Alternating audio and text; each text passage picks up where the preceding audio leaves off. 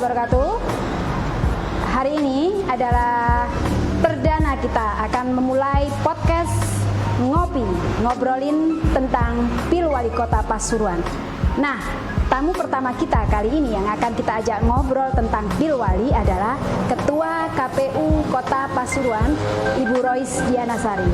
Mari kita menemui Ibu Rois untuk kemudian kita ajak ngobrol banyak tentang Pil Wali Kota Pasuruan tahun 2020.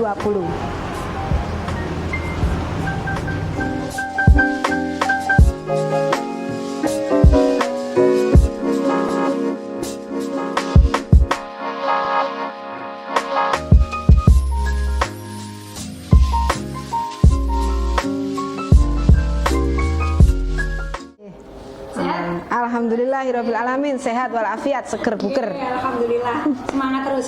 Semangat terus. Terima kasih loh. Dibagi. Sudah kemarin kan kita menyampaikan mau bincang-bincang. Iya. Ini memang program baru kita.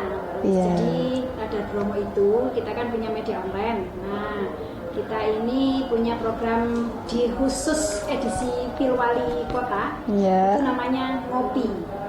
Ngopi. Oh, ngobrolin Pil Wali. Pil Wali. Nah, Cakep. Seruput yo. Iya. Nah, Cantik. kan, iya. Cakep cowok kalau kita cantik. Iya, gitu ya. cantik. Iya, benar. Jadi kalau misalkan apa yang mau disampaikan Mbak Rois kepada masyarakat, kepada parpol, itu nanti bisa memanfaatkan podcast kita. Ya, terima kasih Mbak Ya, Evi. jadi ini pertemuan perdana kita, semoga kan nanti setelah ini Amin. pertemuan berikutnya. Amin, amin ya rabbal alamin. Ya. Gitu. J, nanti kita langsung mulai. Oke, aja. monggo, J. monggo. Terima kasih.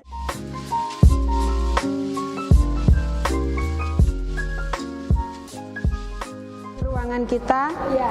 aula yang biasanya untuk kita rapat, pertemuan, sosialisasi. Kita mau ngobrol di sini, mau ngopi di sini atau Kita ngobrol di sini aja. ngopi di sini? Oke. Nggih.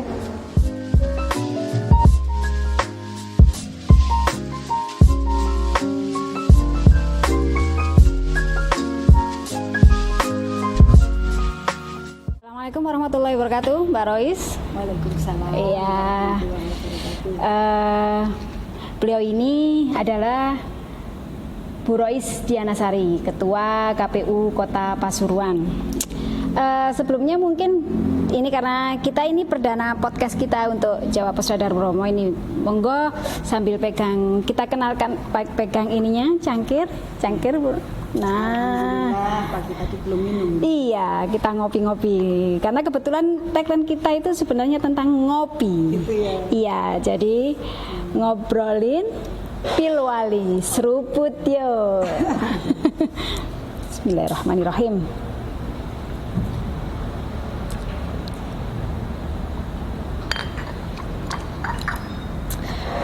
Pagi nggak ngopi nggak enak. Iya, kurang fresh. Wajib. Nah, iya, jadi biar mengalir juga kita ya, mikir hari ini apa gitu biar ini. Mungkin kita ini lagi memasuki era pandemi ya. Iya, Boleh. Jadi mungkin di Pil Wali tahun 2020 ini tantangannya luar biasa. Iya. Sejarah baru. Nah, ya artinya kan tahapan sudah dipending cukup lama. Mungkin bisa, iya 3 bulan ya. Harusnya bulan apa itu? Anu Mbak Rois? Dari harusnya enggak, artinya sebelum start awal itu harusnya dimulai dari bulan Oktober tahun kemarin. Akhirnya pendingnya sampai Mulai Maret di pending. oh, mulai Maret. Berapa bulan ya? Berarti sekitar Maret, April, Mei, Juni, Juli, 5 bulanan ya mulai. Maret akhir. Iya. Maret ya, ngitungnya berarti April aja. April, Mei, Juni. Oh, Juni Ya, 3 bulan. Mungkin sebagai Ketua KPU, Mbak Rois bisa menyampaikan pada masyarakat ya, supaya mereka juga tahu tentang seperti apa sih pertaruhan kualitasnya Pil Wali di era pandemi ini. Mungkin bagaimana strateginya di awal supaya tahapan-tahapan pilkada itu sesuai berjalan tertib, kemudian juga kondusif nantinya. Mungkin bisa disampaikan seperti apa mungkin Mbak Rois? Terima kasih Mbak Evi. Yang pertama saya mengucap terima kasih ini. Ya. Saya diajak jadi artis sejenak ini oleh Mbak Evi. Mumpung ya Mbak Evi. Ngawali ini kan lagi musim-musimnya. Iya. Jadi ya benar tadi yang Mbak Evi sampaikan bahwa ini adalah tantangan baru, bahkan ini sejarah baru. Ya. Saya setiap kali ketemu dengan teman-teman ad hoc PPK PPS itu saya sampaikan ini jenengan itu adalah pelaku sejarah baru. Ya. Penyelenggara pemilu itu di era seperti ini pelaku sejarah baru yang bisa nanti diceritakan kepada anak cucu. Mbah Huti dhisik, Mbah Kung dhisik melok pemilu itu pada saat pandemi ya, Covid. Ya, Dan ini merupakan satu tantangan tersendiri khususnya untuk penyelenggara Mbak Evi. Iya, ya. Karena tolok ukur keberhasilan itu salah satunya adalah di partisipasi masyarakat. Iya, benar-benar. Jadi KPU itu tugasnya adalah sosialisasi.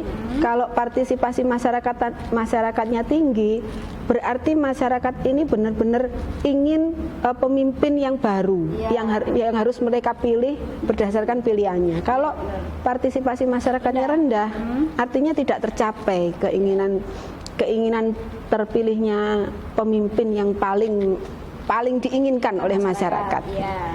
Nah, dengan COVID ini orang menjadi takut. Ya, ada Jangankan akhirnya fobia bahkan ada yang menilai berlebihan atau bagaimana ya, itu wajar-wajar saja. Ya. Karena kan ini makhluknya tidak kelihatan gitu.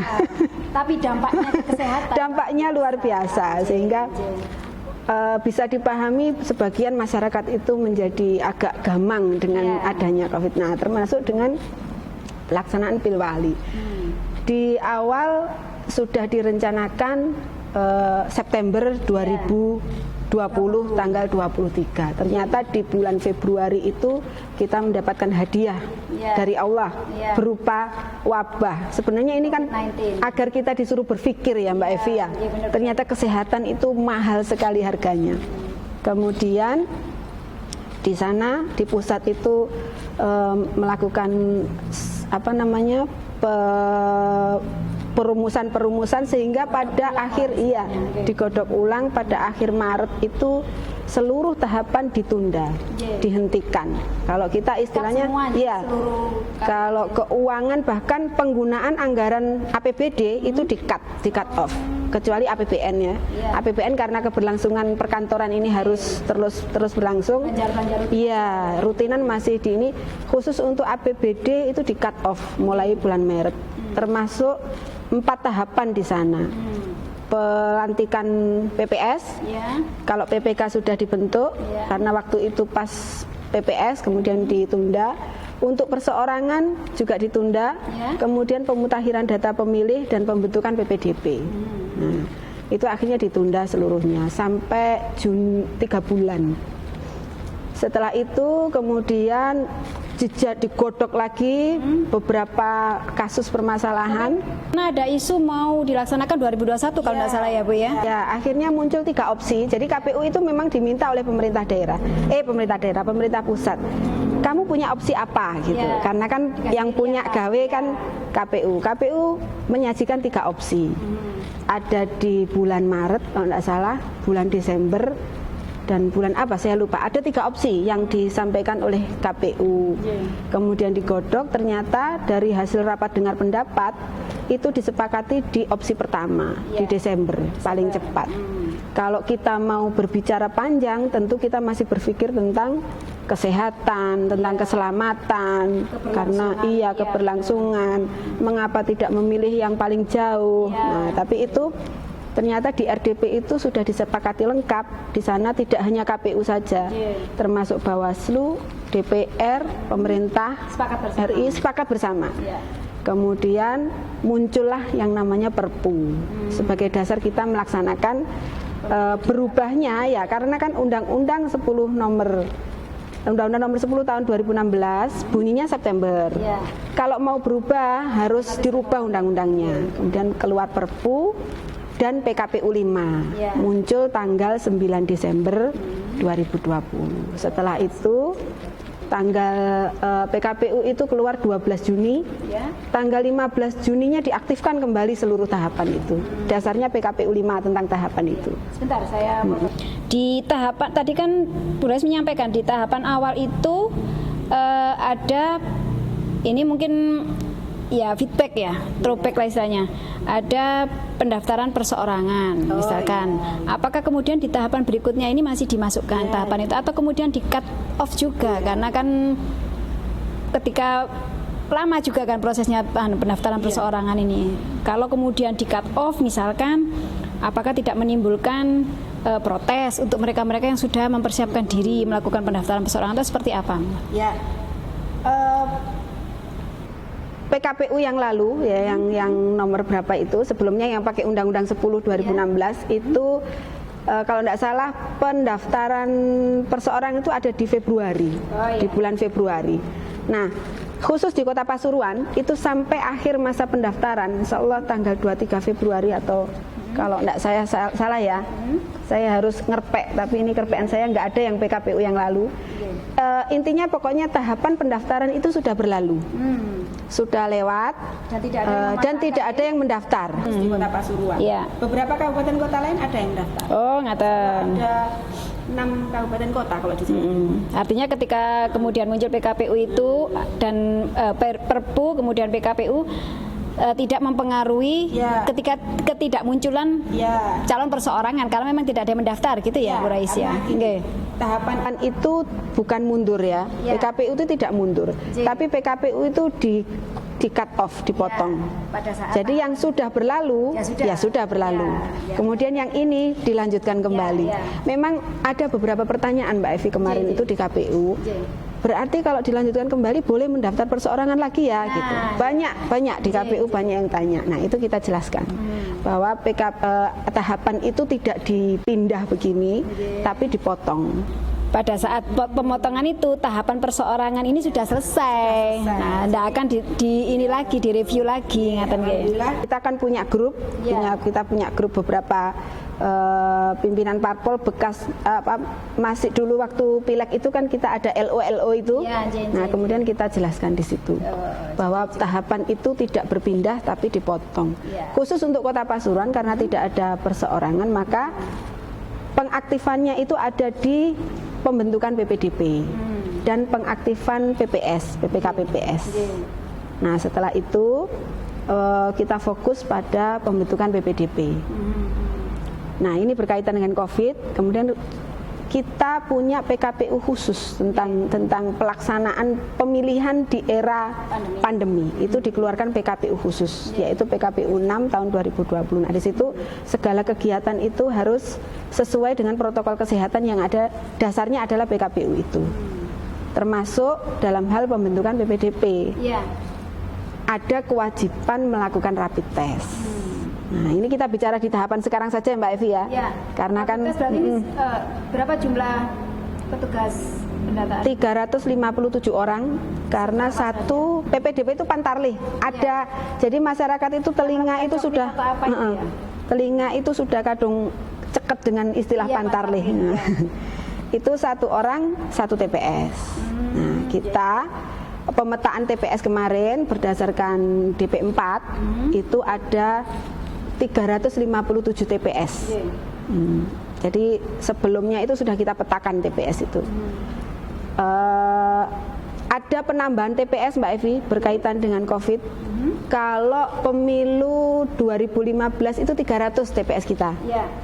Sekarang ini menjadi 357 karena di pemilu 2015 maksimal 800 orang.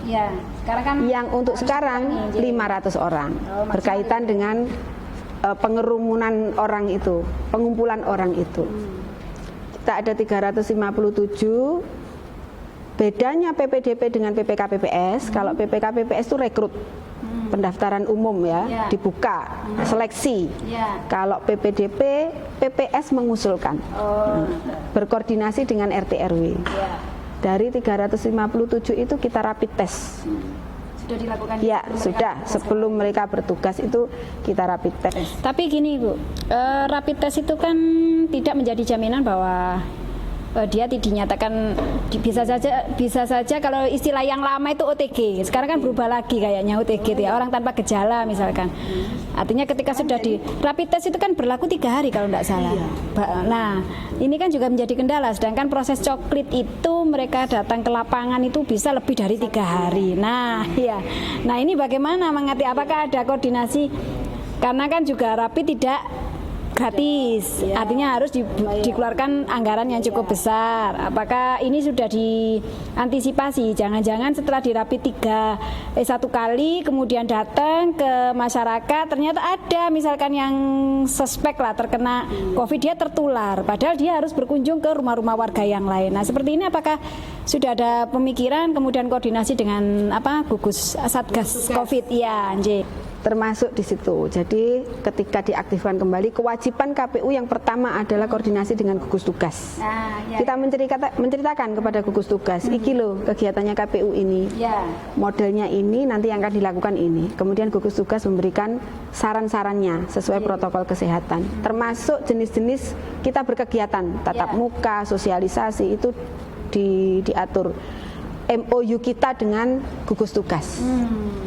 Harus 30 orang misalnya, di ruangan itu harus separuh, bukan saja separuh tapi dihitung hilir mudiknya gitu. Itu diatur. Soal imun tubuh, apakah dikasih vitamin khusus misalkan? Jadi kan penting mereka, jangan-jangan nanti kondisi sakit, pusing, apa karena kecapean, terus kerja malah mengganggu imun tubuh. Apakah itu juga disiapkan misalkan dari KPU? KPU RI kemudian menyiapkan seluruh perangkatnya yang berkaitan dengan COVID. Iya. Kebutuhan tentang COVID-19, alat pelindung diri, APD, lengkap kayaknya sepertinya kemarin ya, termogan, itu disediakan oleh KPU RI. Jadi tidak melalui APBD, melalui APBN. Kemudian kita melakukan pengajuan RKP tentang itu, berapa PPDB kita, berapa termogan dan lain sebagainya, ketemu angkanya, kemudian dikasih oleh APBN. Pusat. Termasuk rapid. Biaya rapid itu dibiayai oleh APBN. Kemudian pertanyaan Mbak Evi, bagaimana dengan rapid yang umurnya hanya 3 hari? Nah ya. Kewajiban kita di PKPU 6 itu adalah rapid test, bukan swab. Tapi kemudian ketika rapid test itu hasilnya adalah reaktif, itu wajib diganti. Ganti orang, minimal sudah pencegahan awal sudah kita lakukan. Iya, benar. Pencegahan awal sudah kita lakukan. Memang ada beberapa yang reaktif. Reaktif kan belum tentu positif, Mbak. Benar. Tapi untuk kemudian mencegah agar itu tidak berkembang. Kalau reaktif berarti kan dia sudah tidak fit.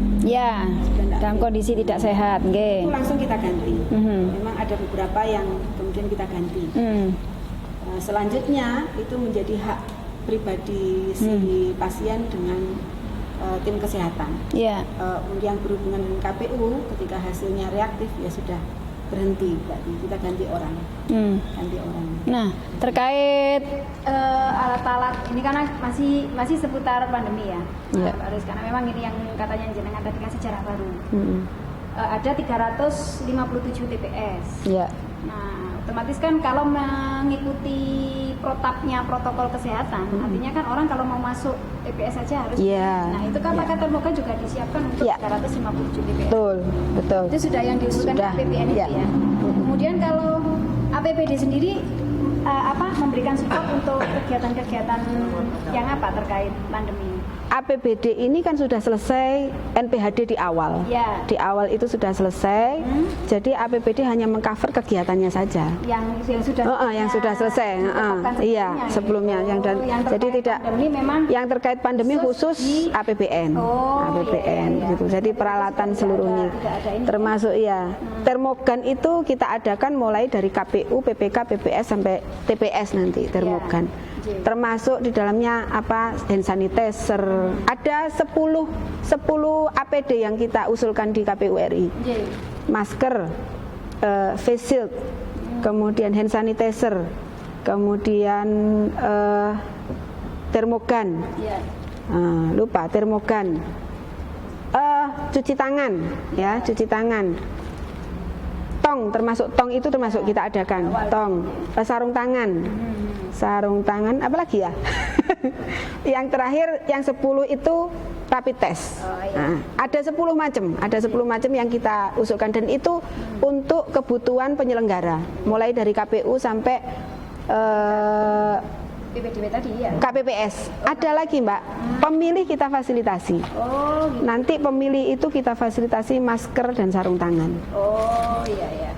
Jadi gini Mbak, di era COVID-19 ini di PKPU 6 itu ada kata ajaib dari KPU.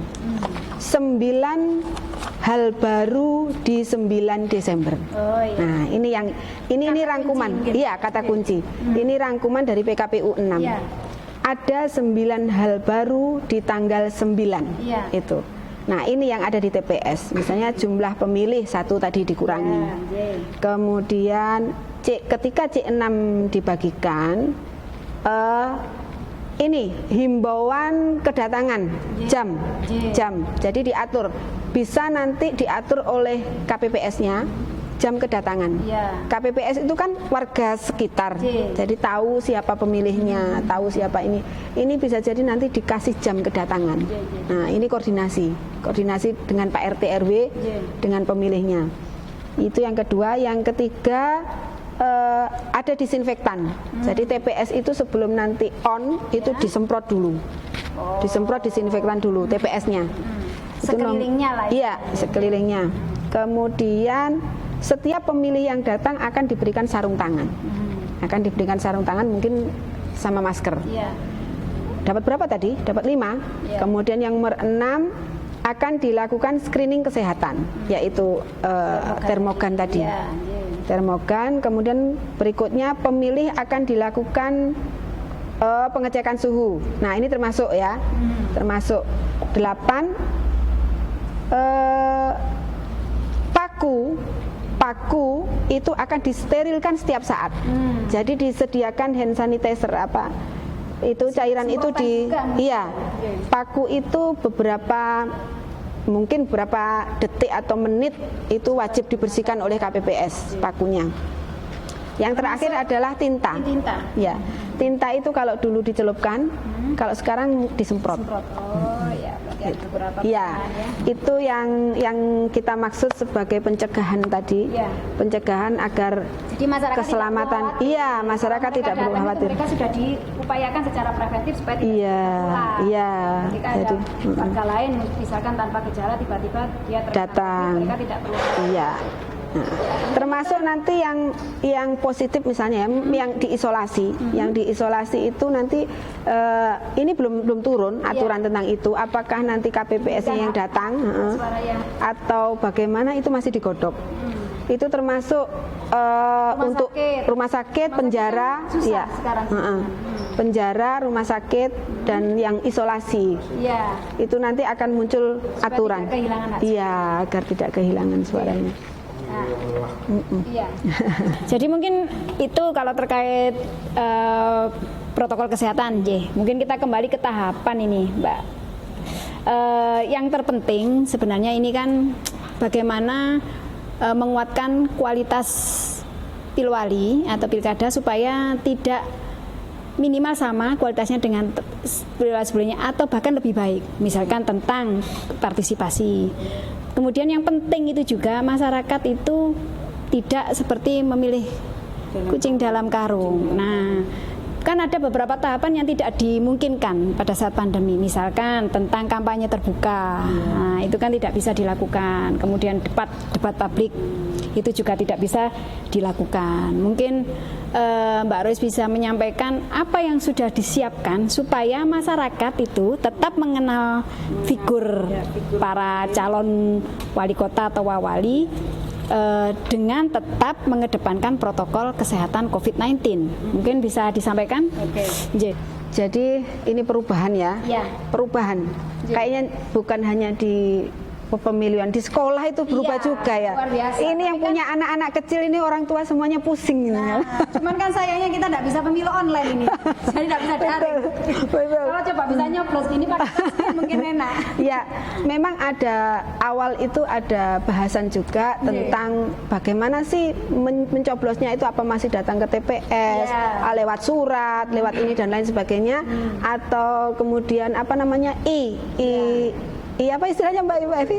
E-voting. E-voting. Nah, tapi kita kurang waktu, KPU kurang waktu mempersiapkan itu. Kemudian tingkat bukan saja perangkat, tingkat kepercayaan masyarakat itu sampai di mana, wong kita manual saja masih rame, apalagi pakai e-voting begitu. Yang tidak bisa dipantau langsung masyarakat. Itu kemudian kita kekurangan waktu untuk meramu itu sehingga tetap menggunakan lama tapi dengan protap kesehatan. 1, 2 ini yang penting. Mbak Evi, ada satu perubahan, rekapitulasi. Rekapitulasi itu nanti satu KPPS kita minta nomor HP-nya, kita daftarkan secara, kita registrasi secara sah, untuk kemudian bisa memfoto hasil di TPS. Nah, plano itu tidak lagi disalin begitu, tapi difoto oleh HP KPPS yang sudah diregister secara sah. Nah, hasil foto itu kemudian dikirim ke KPU RI. Ini masih saya juga belum bisa itu, tapi kemudian teknis detailnya saya belum dapat ininya. Nah, setelah itu nanti bisa jadi rekap itu langsung provinsi. Jadi mungkin memutus rekapitulasi. Nah, tapi saya belum dapat ininya ya, belum dapat. Tapi kan apa namanya? Itu kan biasanya kan kalau di rekapitulasi tingkat kota itu para saksi kan menyaksikan di kecamatan atau itu. Ya, nah makanya itu teknisnya bagaimana. Jadi intinya itu mengurangi kesalahan. Jadi data itu satu di TPS. Kalaupun ada rekap di tingkat kecamatan ya datanya itu, fotonya KPPS itu. Kemudian dibawa ke KPU kota, juga datanya tetap fotonya KPPS itu. Nah, mungkin nanti membaginya ke saksi, ke ini juga dalam bentuk soft file. Jadi data itu satu. Itu sudah pernah kita coba di disimulasikan. Di ini info pemilu 2019 kita kan punya situng ya. Kita punya situng, tapi fotonya itu kan belum sah. Jadi didapat fotonya itu kan belum sah. Nah, ini disahkan. Jadi lebih valid. Nah, kita sudah separuh sudah berhasil di situng itu, walaupun masih ada kekurangan ini dan itu, masih ada ketidakpercayaan ini dan itu. Ini kita matangkan oleh KPU melalui fotonya KPPS, itu yang pertama. Kemudian yang kedua, sosialisasi. Tadi Mbak Evi menyampaikan bagaimana model kampanye yang dilakukan. Ada beberapa tahapan yang tidak bisa lagi kita lakukan. Masih bisa Mbak Evi. Ya, debat publik itu masih kita lakukan. Hanya saja kemudian diatur yang datang, dibatasi yang datang. Kalau dulu itu berdasarkan Satgas Covid itu 30 tidak boleh lebih ya. Jadi cukup pasangan calon, LO gitu aja mungkin. Pokoknya tidak boleh lebih dari 30. Secara virtual. Iya. Itu kemudian kita memaksimalkan masalah daring yang tadi saya sampaikan, yang punya anak-anak sekolah itu mumet gitu ya. Nah, itu kita maksimalkan dalam media daring, Zoom, web dan lain sebagainya, WA, Facebook, itu dan lain sebagainya, itu kita maksimal, kita dorong terus. Jadi ini peran media lumayan ya Bu ya? Iya. Itu tatap muka itu juga masih kita lakukan. Tatap muka masih kita lakukan, tapi juga dengan protokol kesehatan. Jadi beberapa kampanye terbuka masih ada juga. Kadang kan mereka melakukan kunjungan ke pasar, misalkan kunjungan kemana, kemana, gitu. Masih kita lakukan, tapi tetap dengan protokol kesehatan itu. Jadi bedanya itu.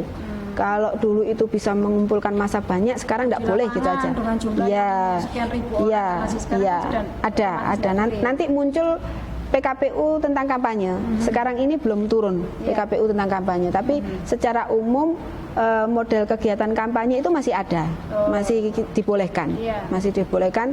Nah, nanti teknisnya secara rigid diatur di PKPU.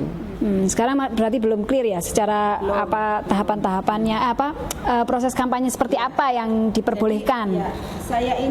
Kita ini punya PPDP ya, PPDP itu kan masyarakat paling bawah, penyelenggara kita yang paling bawah. Itu kemudian saya dorong mereka itu untuk masuk ke grup-grup RT. Kita kasih materi misalnya kalau sekarang ini tentang coklit, kita buatkan videografis. Nah, itu saya minta kepada seluruh PPDP itu untuk masuk grup RT. Satu TPS itu kan bisa 2-3 RT. Kalau dia sudah di RT sini, minta izin ke Bapak RT ini untuk masuk grupnya. Dia masuk ke situ, kemudian kita bekali materi-materi tentang sosialisasi. Masuk ke situ. Bayangan saya ketika itu ada 357 orang, itu semuanya masuk ke grup RT, itu kok minimal di kota Pasuruan ini sudah tersebar informasi tentang apa itu pemilu. Nanti tiba saatnya pencalonan, ya materi tentang pencalonan, materi tentang pemimpin, calon pemimpin kita bekali kepada PPDP itu. Untuk kemudian jadi gini, sosialisasi itu biasanya kalau saya melihat Pilwali sebelum-sebelumnya, sosialisasi itu kadang dilakukan KPU ke pemilih pemula, misalkan ke sekolah-sekolah, ke kampus-kampus yang memang potensi mereka kan lumayan ya Bu ya. Artinya kalau mereka tidak diberikan pendidikan politik malah khawatirnya tidak mau datang ke TPS atau apa. Nah, untuk meraih tingkat kualitas tinggi di partisipasi pemilih pada saat Pilwali nanti, bagaimana sosialisasi ini dilakukan? Apakah cukup dengan melalui petugas-petugas tersebut atau ada formulasi misalkan penyampaian lewat media online atau apa yang kemudian misalkan ini bekerja sama dengan entah itu televisi atau tentang media online atau apa lewat media cetak misalkan radar promosi sekaligus promosi radar promo misalkan supaya masyarakat itu paham, oh ini loh sebenarnya tahapan sudah dimulai, apa yang harus dilakukan pemilih. Berarti kan banyak sekali yang perlu disampaikan ke masyarakat karena ini tidak hanya baru bagi KPU tapi juga baru bagi masyarakat. Jadi tadi saya sampaikan bahwa tatap muka itu masih kita lakukan. Sekarang ini kita lagi roadshow. Saya ini tidak berhenti sejak dua mingguan yang lalu. Itu setiap hari itu ada kegiatan. PKPU 5 itu kita sosialisasikan kepada, kalau dulu kita bisa kumpulkan ya misalnya Ormas itu kemudian kita kumpulkan yang besar misalnya Muhammadiyah NU, AMI misalnya itu kita kumpulkan dalam 100 orang dulu itu kan begitu sampai 60. Nah, itu nanti itu gilirannya OMEK. Nah, kemarin OKP. Kemarin dulu itu NU, besok Muhammadiyah. Nah, itu tetap kita lakukan, Mbak. Model-model sosialisasi selain yang saya sampaikan tadi kita menggunakan PPDP itu yang membantu kita, juga selain spanduk, baliho yang kita punya. Termasuk beberapa kita kerjasama dengan media, ya model seperti ini, itu kita lakukan. Sambil ngopi mungkin, supaya santai. Saya ini kok rada haus.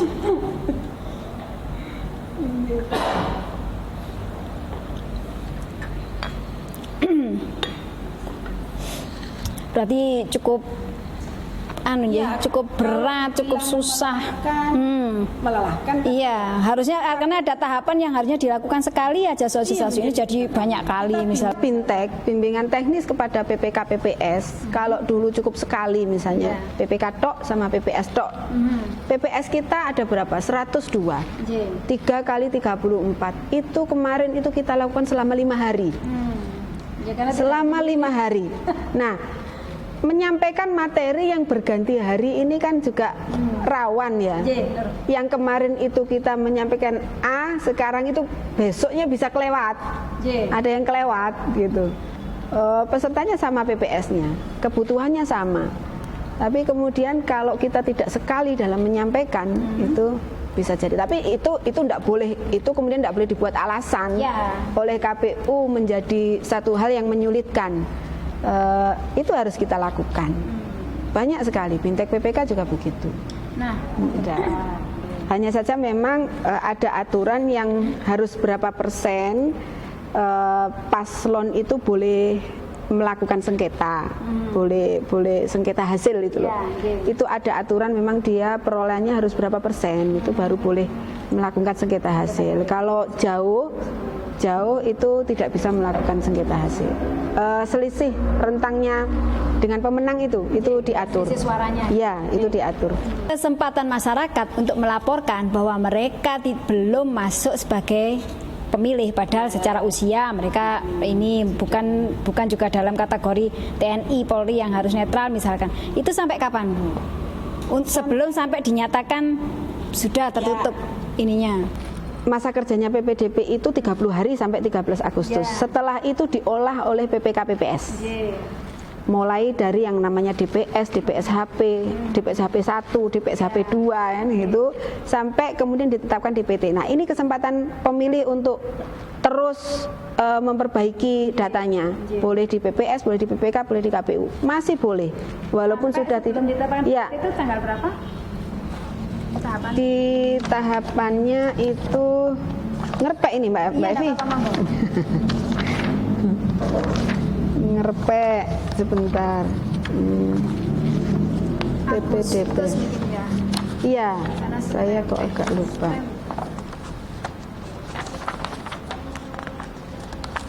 Ini pemutakhiran data pemilih. DPT ya.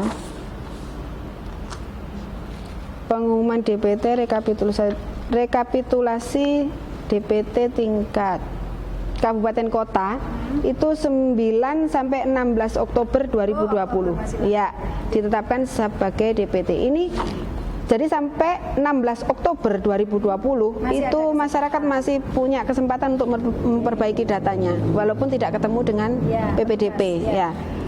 Nanti ada lagi fasilitas yang dipunyai KPU berupa mencoblos pakai KTP KTP elektronik ya.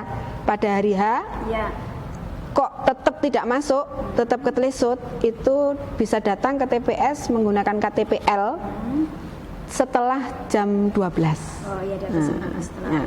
Itu boleh. Kemudian ada masih lagi sebelum itu DPT tambahan. Ada lagi fasilitas yang kita punya. Jadi setelah DPT ditetapkan, kita masih membuka kesempatan sampai tanggal 9 Desember ya. Ya. Setelah di Oktober ke Desember ini kan masih Oktober, November, Desember sekitar 2 bulan. Ini kita masih membuka kesempatan untuk menjadi pemilih tambahan. Nah, itu nanti dapat menu sendiri. Sampai hari H jam 12 itu masih kita buka kesempatan menggunakan KTP-L masuk DPK. Ini mungkin sebelum closing statement ya Bu ya.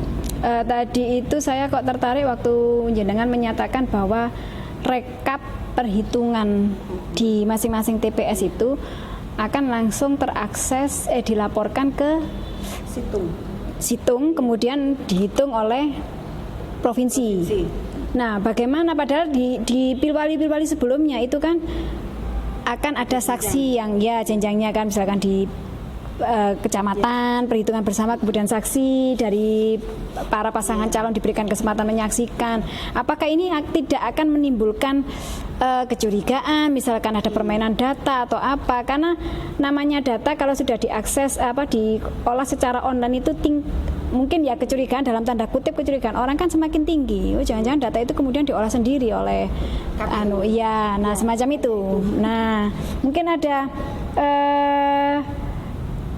bagaimana mensosialisasikan ini? Karena ini bukan hanya baru karena pandemi, tapi sistemnya juga baru dan yang paling kritis ya adalah ketika proses perhitungan suara. Karena itu kan menjadi penentu siapa yang jadi pemenang dari pasangan calon yang maju nanti kan seperti itu. Ini yang belum dijelaskan. Apakah memang ini sudah menjadi fix dihitung sampai di tingkat provinsi kemudian hasilnya menjadi hasil akhir atau akan ada proses lain untuk melakukan validasi perhitungan suara itu di tingkat KPU kota? Jadi belum pasti Mbak Evi. Itu tadi saya sampaikan ada gambaran wacana itu. PKPU tentang tungsura itu belum muncul. PKPU tentang tungsura belum muncul, sehingga PKPU yang ada dulu yang masih berlaku itu yang manual itu yang kita pakai. Berarti masih ada tahapan itu masih tertulis. Belum, iya, belum. Iya, tahapan yang lama itu masih tertulis. Kita masih pakai. Iya, masih ada. Tapi kalau kemudian berubah sistemnya. Kemudian berubah baru. Nah, setiap PKPU perubahan itu kita sosialisasikan. Nanti kalaupun itu sudah tertuang di PKPU, secara teknis rigid itu sudah ada, bagaimana rekapitulasinya ada di. Tapi kalau menurut tahapan ini itu masih ada Mbak Evi. Oh iya. Masa rekapitulasinya masih tahapan. Saya menyampaikan teknisnya. Teknisnya. Apakah itu masih menyalin dengan sekian banyak salinan? Nah, itu menggunakan foto itu tadi. Saya tidak berani ini karena kan kabupaten kota itu sebenarnya kan pelaksana saja. Iya, benar. Seluruh regulasi ini yang punya adalah KPU RI. Iya, benar. Ketika regulasi turun baru kita melaksanakan. Perubahan apapun ya harus dilaksanakan ya. Tapi kan masyarakat tetap diberikan kesempatan untuk tahu kan semacam itu. Jadi tidak sampai menimbulkan kecurigaan KPU main atau apa. Nah, seperti itu. Makanya kemudian e-voting itu butuh pembahasan lama itu seperti itu. Jadi sepertinya nanti ini ngopi kita bakal berlanjut kalau kemudian ada aturan-aturan baru yang perlu disampaikan kepada masyarakat gitu nggih. Pasti nanti apapun perubahan itu kita sampaikan. Kita siap kok kalau diajak ngopi-ngopi lagi di KPU nanti. Mungkin ini tadi kita cukup yang untuk ngopi kita hari ini. Ya, nanti kita lanjutlah ke edisi-edisi ngopi-ngopi kita berikutnya. Terima kasih Mbak Rois atas waktunya. Semoga perjalanan Pilwali di Kota Pasuruan lancar, sukses, kualitasnya juga lebih bagus dari pemilihan yang sebelumnya. Ini juga tidak lepas dari peran media. Iya, bismillah kita nanti tetap menjadi mitra yang kuat. Amin. Terima kasih. Assalamualaikum warahmatullahi wabarakatuh. Waalaikumsalam warahmatullahi wabarakatuh. Kita ngopi lagi. Moga-moga.